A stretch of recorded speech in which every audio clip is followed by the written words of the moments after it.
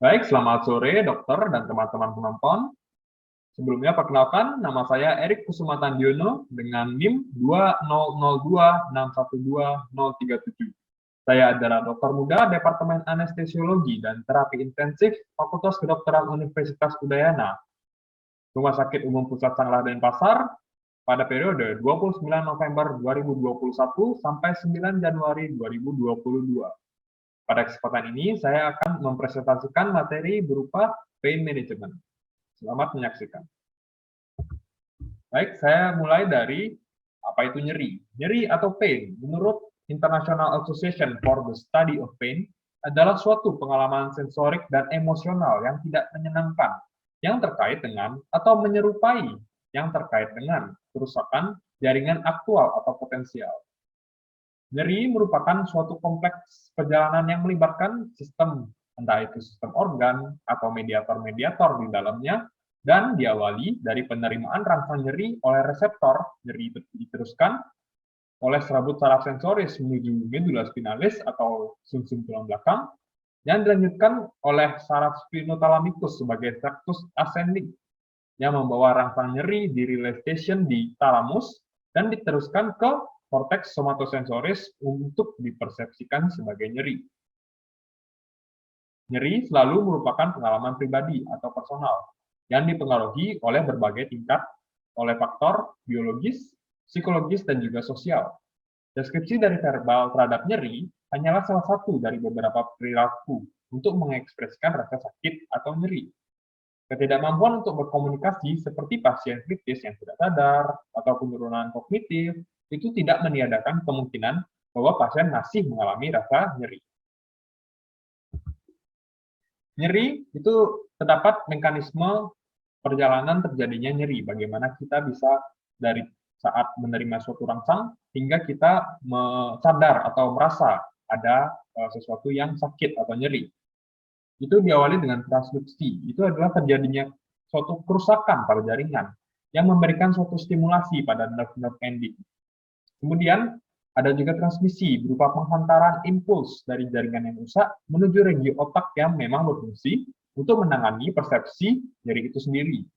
Sebelum itu, ada juga modulasi. Modulasi sendiri itu adalah suatu proses penghambatan dari nyeri itu sendiri, sehingga transmisi nyeri ke otak itu tidak berlangsung secara terus-menerus dan dapat berkurang juga seiring dengan waktu. Kemudian yang terakhir ada persepsi. Persepsi sendiri itu saat rasa nyeri sudah berada di otak, impuls dari rasa nyeri ini akan dikirim ke berbagai regio di otak tersebut untuk dipersepsikan oleh orang tersebut sebagai nyeri. Saya akan bahas satu persatu, mulai dari yang pertama, transduksi. Transduksi terdapat beberapa jenis, sebelumnya terdapat beberapa jenis stimulus yang dapat merangsang sistem nyeri. Ada mekanikal, itu seperti tekanan, cubitan, kemudian ada suhu termal, baik yang panas maupun dingin, dan juga kimia. Setelah ada rasa nyeri pada nyeri yang akut terutama ini, saya jelaskannya, maka berbagai mediator kimia akan dilepas, seperti prostaglandin, bradikinin, serotonin, substansi P, leukotrin, histamin, dan sitokin. Sitokin di sini termasuk IL, TNF, serta neurotropin. Selain itu, proses dari kerusakan jaringan juga akan mengakibatkan pelepasan dari ion-ion seperti ion kalium H+, ion hidrogen H+, dan juga ATP. Mediator kimia yang nantinya akan berikatan dengan reseptor dan perubahan dari ion-ion tadi akan menyebabkan stimulasi reseptor. Di sini ia akan terjadi proses masuknya ion kalsium atau Ca2+ dan juga natrium atau Na+ ke dalam sitoplasma sel saraf yang menyebabkan terjadinya suatu potensial aksi, yakni suatu bentuk impuls listrik yang akan membawa rangsangan sensorik nyeri ini hingga ke otak nantinya. Yang kedua ada transmisi. Transmisi sendiri ini saat impuls dari target organ yang memberikan rasa nyeri tadi itu akan menuju peripheral nerve system terlebih dahulu atau sistem saraf tepi, di mana impuls ini akan masuk ke radix posterior medulla spinalis, melewati ganglion radix dorsalis, dan bersinaps ke cornu dorsalis medulla spinalis.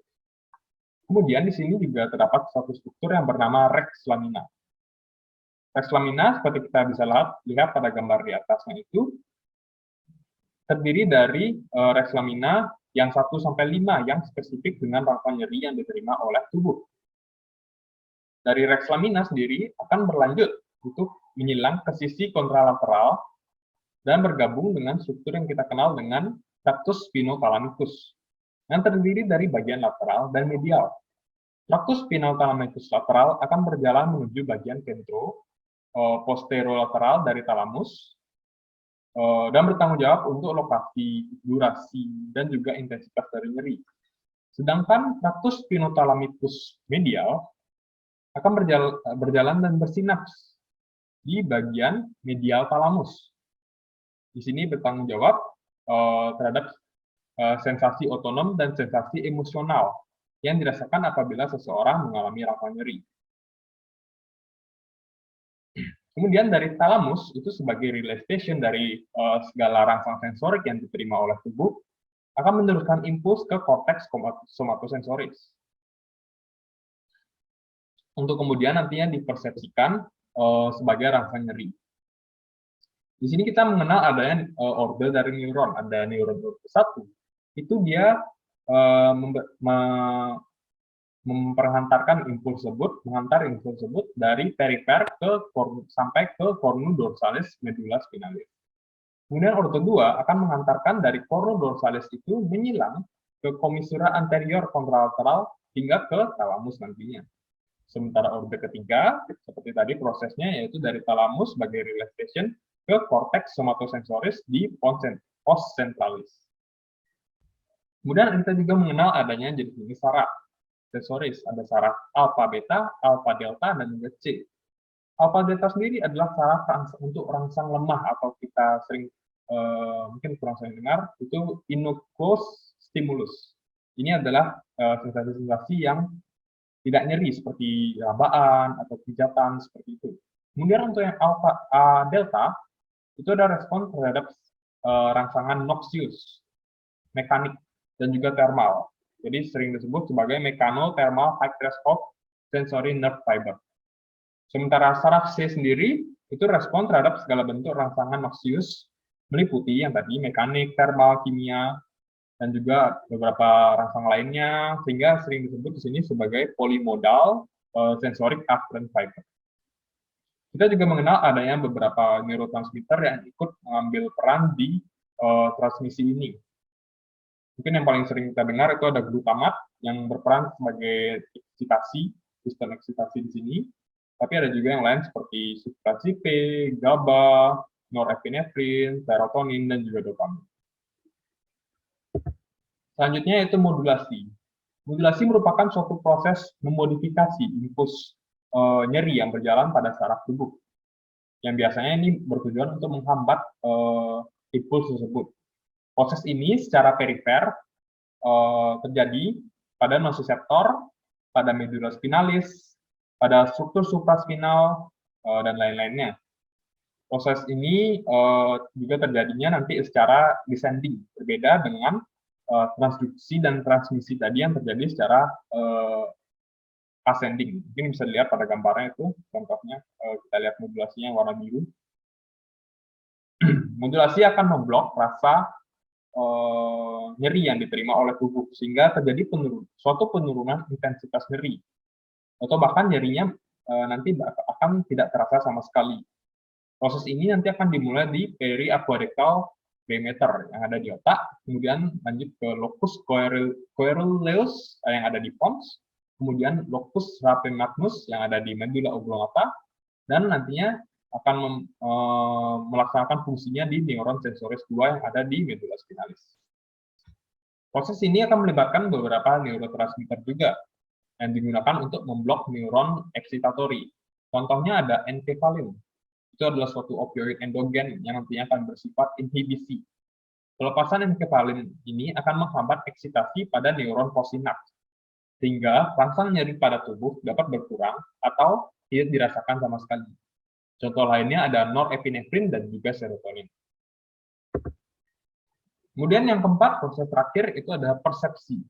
Persepsi ini akan dimulai dari impuls nyeri yang nantinya akan diteruskan ke otak, ke berbagai belahan otak, oleh release stationnya yaitu thalamus, termasuk juga cortex, termasuk yang mendapat impuls itu adalah cortex somatosensorik di lobus parietal otak yang nantinya akan dipersepsikan sebagai nyeri. Korteks somatosensorik akan menentukan bagian sensoriknya, sedangkan bagian otak lain mungkin seperti sistem limbik akan menentukan reaksi emosional dari impuls yang diterima. Lokasi lainnya seperti korteks asosiasi lainnya, itu seperti korteks cingulata anterior, korteks insula, korteks ventrolateral orbita, dan korteks motorik. Untuk nantinya direspon rasa nyeri tersebut sesuai fungsi masing-masing dari korteks. Sehingga nantinya bagaimana sensasi, durasi nyeri, dan persepsi orang terhadap nyeri ini berbeda-beda karena proses persepsi ini. Inilah yang akan menentukan juga langkah yang akan diambil orang tersebut untuk merespon nyeri yang dirasakan. Nah, inilah yang disebut dengan persepsi nyeri. Kemudian saya akan membahas juga instrumen dari penilaian nyeri. Mungkin kita sudah membahas mengenai apa itu nyeri, hingga mekanisme terjadinya nyeri. Sekarang muncul pertanyaan, apabila nyeri merupakan suatu pengalaman yang personal, yang pribadi, seperti saya sebutkan tadi, bagaimana kita sebagai seorang dokter itu menilai suatu nyeri pada pasien? Nah, beberapa penelitian telah berusaha menjawab pertanyaan tersebut dengan membuat suatu kuesioner atau instrumen khusus yang ditujukan untuk mengukur seberapa rasa nyeri yang dialami seorang pasien. Adapun instrumen tersebut dapat kita bagi menjadi dua terlebih dahulu, ada yang unidimensional dan juga multidimensional. Unidimensional hanya menilai nyeri dari satu dimensi saja, yaitu intensitas sakitnya. Ini biasanya digunakan untuk menilai nyeri yang akut, untuk menilai bagaimana respon obat anti nyeri atau analgesik yang diberikan kepada pasien dengan keluhan nyeri. Kemudian yang multidimensional itu menilai nyeri pada lebih dari satu dimensi, seperti misalnya dimensi kognitif, dimensi afektif, dimensi sensoris, dan lain-lainnya. Termasuk juga dampak dari nyeri tersebut baik ke kehidupan sehari-hari atau ke dimensi-dimensi lainnya. Ini biasa digunakan untuk nyeri yang kronis. Di sini kita akan membahas 5 buah instrumen yang cukup sering digunakan dalam praktik klinis sehari-hari. Itu ada 3 dari unidimensional, yaitu NRS, PAS, dan WBFS. Kemudian dari yang multidimensional ada MPQ dan juga Pain Diary. Kita akan mulai dari PAS atau Visual Analog Scale. PAS ini paling banyak digunakan karena cukup sederhana dan juga mudah dikerjakan oleh dokter dan juga pasien. Jadi kita sebagai pemeriksa membuat suatu garis panjang 100 mm atau 10 cm dengan ujung kiri. Itu kita instruksikan kepada pasien bahwa itu adalah tanda yang menunjukkan bahwa tidak ada nyeri yang dirasakan sama sekali oleh pasien. Dan ujung kanan itu adalah tanda nyeri terburuk yang pernah dirasakan oleh pasien. Nah, kita minta pasien untuk menarik garis sesuai dengan intensitas yang dirasakan, di mana semakin panjang garis yang ditarik oleh pasien sampai mendekati ujung kanan, atau setelah ukuran tadi 100 mm, maka semakin berat intensitas nyeri yang dirasakan oleh pasien. Adapun keuntungan dan kerugian dari PAS ini, keuntungannya ada sensitif dan detail pada intensitas nyeri, sederhana dan mudah digunakan, juga dapat mengukur perubahan nyeri pada situasi klinis itu secara cepat dan tepat juga. Adapun kerugiannya juga, itu membutuhkan koordinasi motorik, visual, dan konsentrasi dari pasien, serta tidak bisa mengukur semua aspek rasa nyeri. Selanjutnya ada NRS atau Numeric Rating Scale. Ini adalah sistem yang kita gunakan di mana dari pasien akan menyebutkan suatu skala nyeri berdasarkan angka. Jadi kita sediakan suatu skala seperti penggaris, mungkin pada gambar kita bisa lihat, yang terbagi sama rata menjadi 10 segmen. Dengan angka 0 sampai 10, di mana 0 berarti pasien tidak merasakan nyeri sama sekali, dan 10 adalah rasa nyeri paling buruk atau paling berat yang dirasakan oleh pasien. Kita minta pasien kemudian untuk menyatakan angka mana yang menurut pasien paling tepat dalam menggambarkan tingkat nyeri yang dirasakan pasien saat itu. Adapun keuntungan yang dimiliki oleh NRS adalah sederhana dan mudah dimengerti, sensitif terhadap nyeri akut, dan dapat digunakan pada pasien yang memiliki gangguan visual atau penglihatan. Kerugiannya, yakni ada ketelitian yang rendah, keterbatasan pilihan kata untuk menggambarkan nyeri, serta perbedaan tingkat nyeri antara angka itu tidak jelas. Kita lanjutkan ke WBFS atau Wong-Baker Face Pain Rating Scale. Ini adalah cara penilaian nyeri berdasarkan raut wajah dari pasien.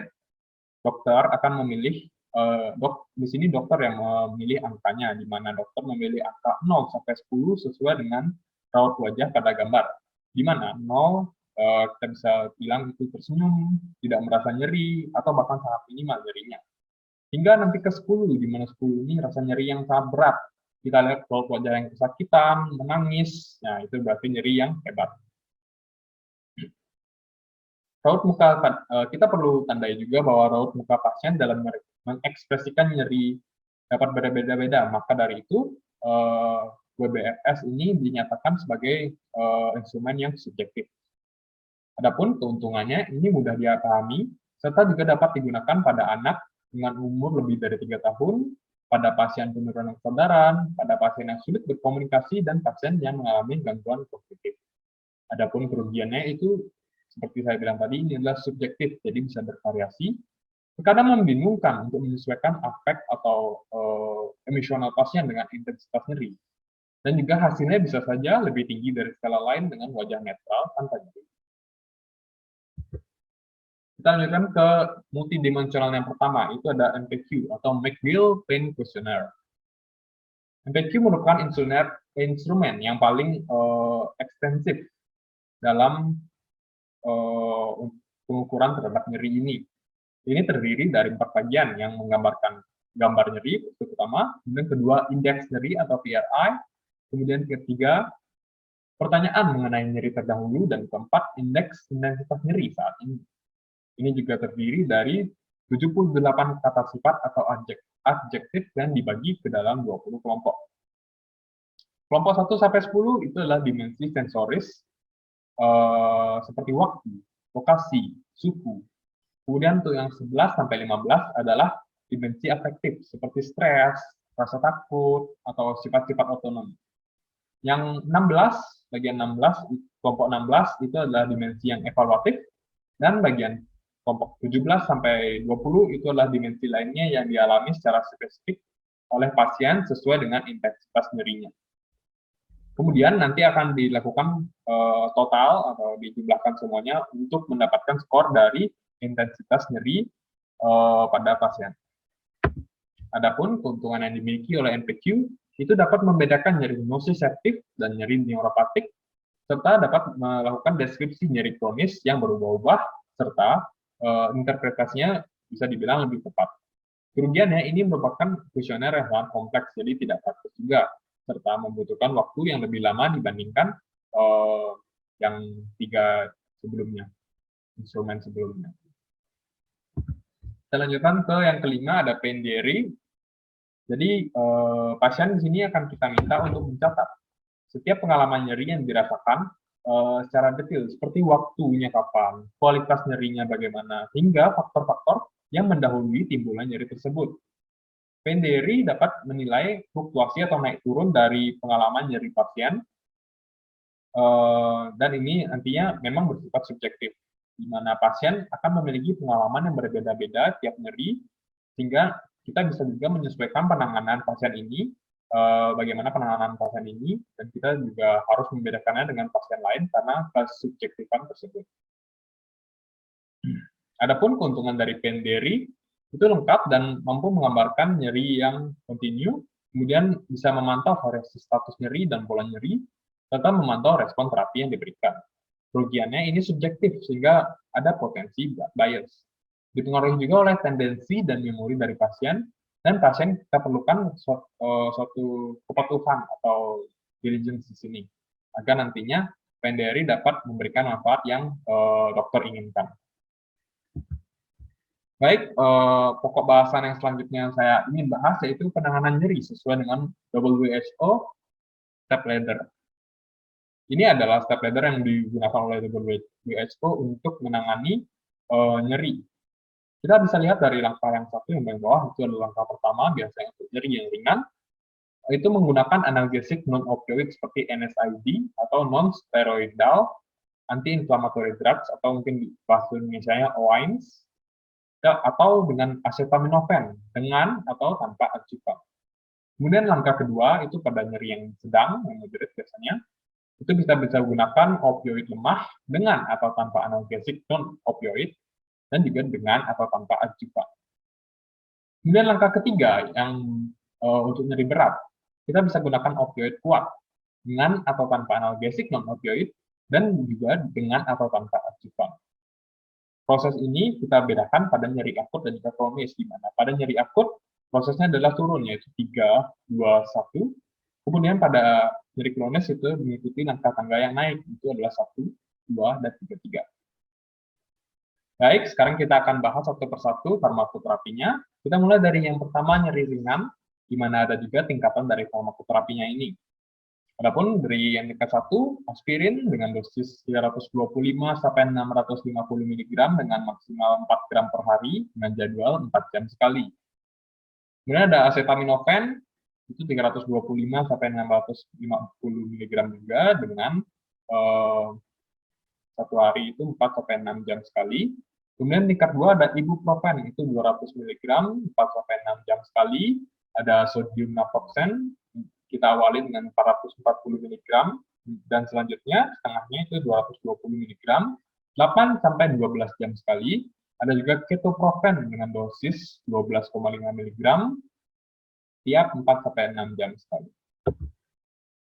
Kita lanjutkan ke nyeri sedang atau moderate, itu kita mulai naik tingkatnya ke farmakoterapi tingkat 3 dengan obat-obatan acetaminophen, ibuprofen, sodium naproxen, dan ketoprofen, dan dosisnya akan disesuaikan juga, misalnya aspirin 1000 mg.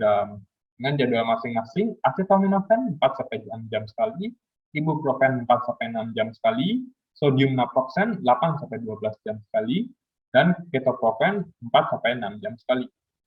Kemudian kita lanjutkan ke farmakoterapi tingkat 4, itu dilakukan jika farmakoterapi tingkat 3 gagal, OAINS yang dipilih dapat diganti, di mana pilihan OAINS kedua sebaiknya dari kelompok kimia yang berbeda.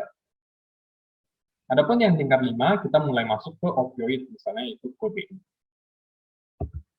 Jadi sedang untuk farmakoterapi tingkat 6, kita juga masuk ke opioid juga, itu masih yang lemah, namun seperti tramadol dengan dosis 50 sampai 100 mg dengan jadwal 4 sampai 6 jam.